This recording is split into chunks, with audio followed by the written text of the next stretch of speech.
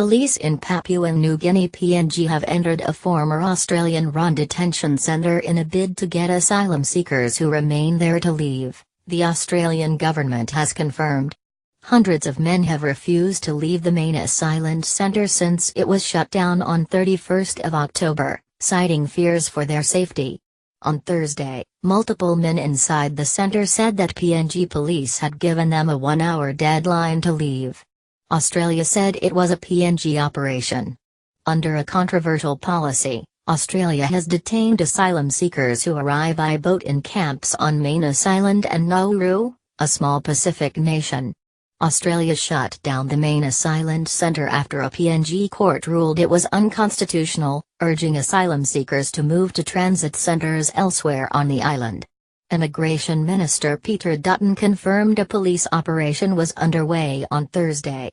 The Australian taxpayers have paid about $10 million for a new facility and we want people to move, he told Sydney radio station 2GB.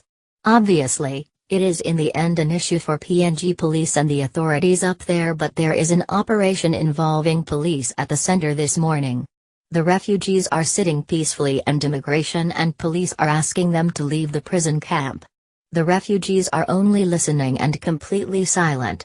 They are talking on the microphone and shouting move move. End of Twitter post by @Biruz Buchani. One refugee, Abdulaziz Adam, said a large amount of police officers had entered the compound.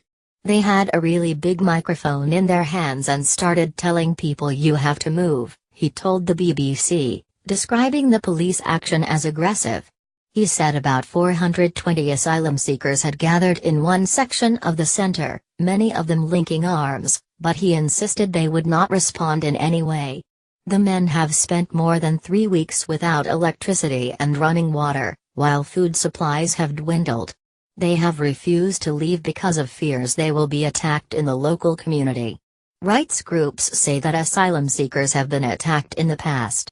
Australia has repeatedly said that the alternative accommodation is ready.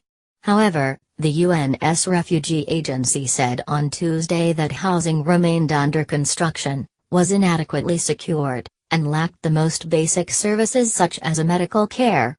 We were there and saw for ourselves that they are trying to complete the site as quickly as possible, said Deputy Regional Representative Naijit Lam.